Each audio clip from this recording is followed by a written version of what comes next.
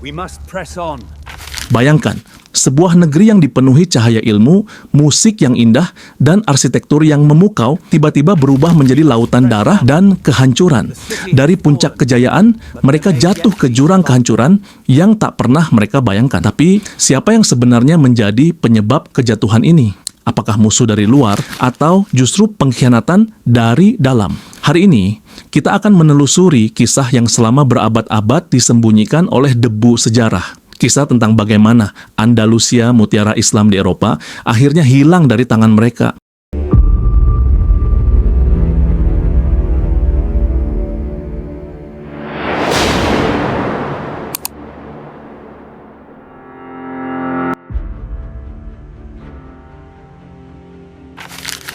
Bayangkan sebuah dunia di mana Eropa masih terjebak dalam abad kegelapan. Kota-kota penuh lumpur, jalan-jalan sempit tanpa penerangan, dan ilmu pengetahuan nyaris tenggelam. Di tengah kondisi itu, dari seberang lautan, datanglah pasukan yang membawa bukan hanya pedang, tetapi juga cahaya ilmu dan peradaban. Tahun itu adalah 711 Masehi, dan nama yang akan dikenang adalah Tariq bin Ziyad.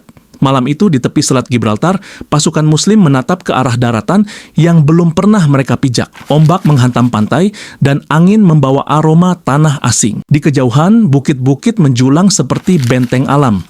Tariq, dengan jubah perang berkibar, memandang pasukannya. Mereka bukan hanya prajurit, tetapi utusan peradaban. Konon, sebelum bergerak, Tariq memerintahkan kapal-kapal dibakar. Laut ada di belakang kalian, musuh di depan kalian, dan tidak ada jalan kembali.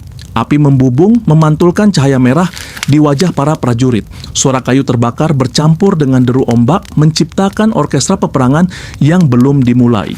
Mereka bergerak menuju daratan, menghadapi pasukan Visigot yang jauh lebih besar. Namun pertempuran itu berakhir mengejutkan, pasukan Tariq meraih kemenangan gemilang. Dalam waktu singkat, pintu gerbang Iberia terbuka, dan dari sanalah babak baru sejarah dimulai.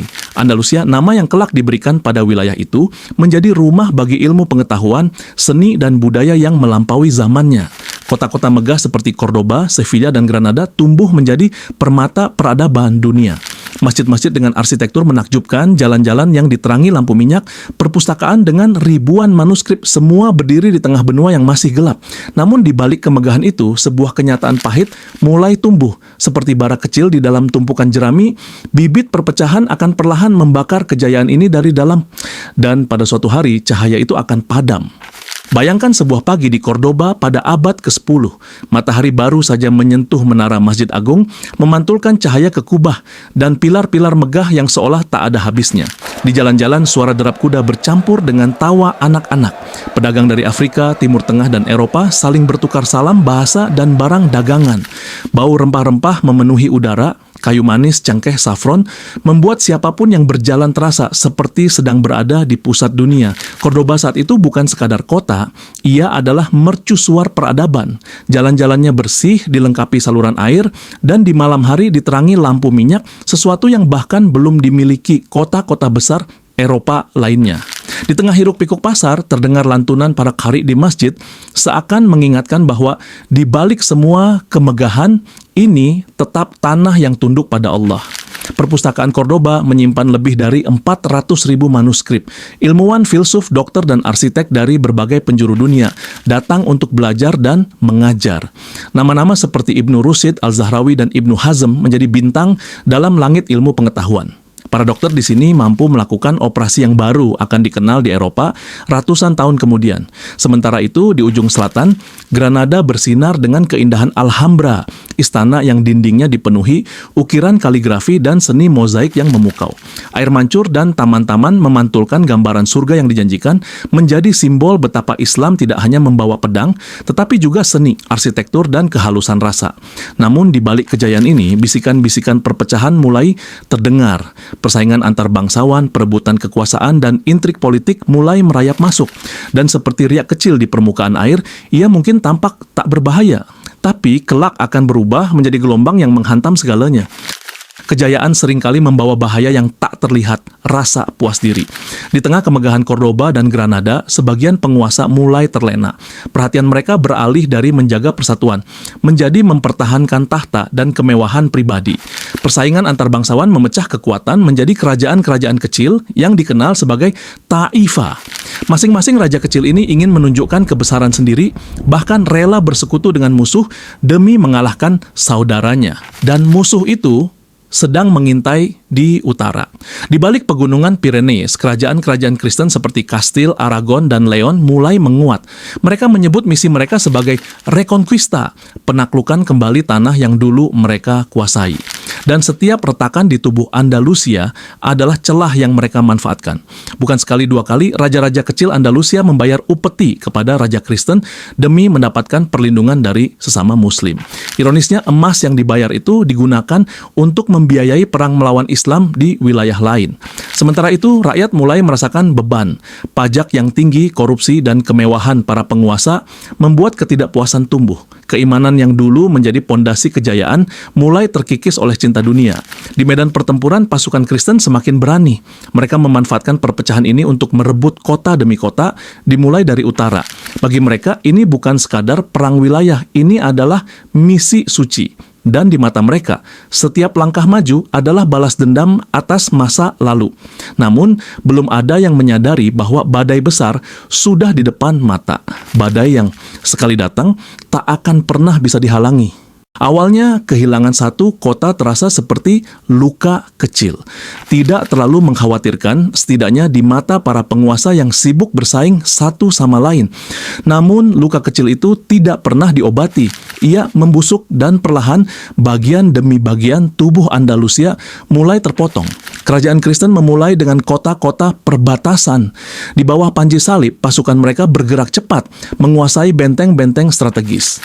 Pasukan Muslim yang dulunya disegani kini terpecah, ada yang membela raja taifah tertentu, ada pula yang justru dibayar untuk melawan sesama Muslim.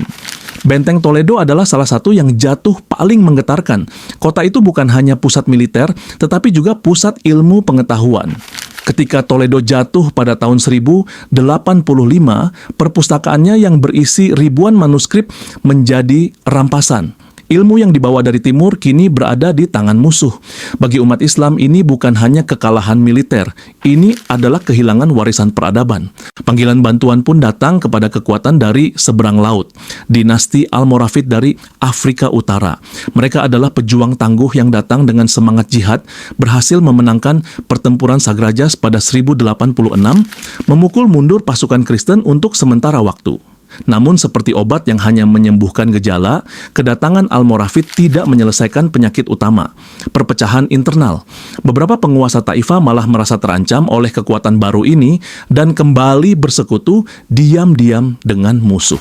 Gelombang berikutnya datang dari dinasti Almohad, kekuatan besar lainnya dari Afrika Utara, yang berhasil menghalau musuh di beberapa pertempuran, termasuk di Alarcos pada 1195. Tapi kemenangan itu singkat. Hanya 17 tahun kemudian, pada pertempuran Las Navas de Tolosa 2112, pasukan Muslim mengalami kekalahan telak yang menjadi titik balik. Dari sana, kemunduran menjadi tak terbendung. Kota demi kota jatuh. Suara azan mulai hilang dari masjid-masjid yang kini berubah menjadi gereja. Dan di antara rakyat, rasa putus asa mulai menggantikan harapan. Namun, ada satu kota yang tetap bertahan, Granada, sebuah benteng terakhir yang akan menjadi saksi bab terakhir sejarah Islam di Andalusia. Tahun 1491, Granada berdiri sebagai satu-satunya sisa kejayaan Islam di tanah Andalusia. Di bawah pemerintahan Abu Abdullah Muhammad XII, yang di barat dikenal sebagai Boabdil, kota ini menjadi benteng terakhir setelah ratusan tahun perang. Dari kejauhan, pasukan Ferdinand dan Isabella, penguasa Kastil dan Aragon, mengepung kota dengan kekuatan penuh. Mereka tidak terburu-buru menyerang. Mereka tahu kelaparan adalah senjata yang lebih kejam daripada pedang. Perlahan persediaan makanan di Granada menipis, anak-anak menangis kelaparan, orang tua hanya bisa berdoa, dan para pejuang mulai kehilangan tenaga. Boabdil berada di persimpangan. Jika bertahan, ia tahu rakyatnya akan binasa. Jika menyerah, ia akan selamanya dikenang sebagai penguasa yang kehilangan Andalusia.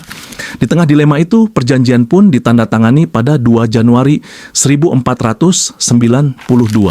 Granada diserahkan tanpa pertumpahan darah besar dengan janji bahwa umat Islam akan tetap bebas menjalankan agamanya.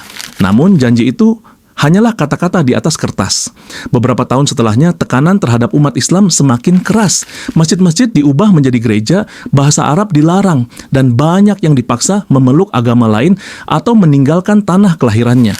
Mereka yang bertahan hidup harus melakukannya secara sembunyi-sembunyi, menjadi moriscos, Muslim yang berpura-pura telah berpindah keyakinan. Dan begitulah, azan terakhir di Granada berkumandang lalu hilang, digantikan dentang lonceng gereja. Kisah Andalusia bukan hanya tentang kemenangan dan kekalahan. Ini adalah cermin yang memantulkan pelajaran berharga, bahwa kemegahan bisa runtuh bukan karena kekuatan musuh semata, tapi karena retaknya persatuan di dalam. Andalusia mengajarkan bahwa kejayaan tanpa persaudaraan hanyalah istana pasir, indah dilihat, tapi rapuh dihempas ombak. Hingga kini, dinding Alhambra masih berdiri. Ukiran kaligrafinya masih berbisik, "Wala ghalib illa Allah." Tiada kemenangan kecuali milik Allah. Sebuah pesan abadi dari masa lalu untuk kita semua.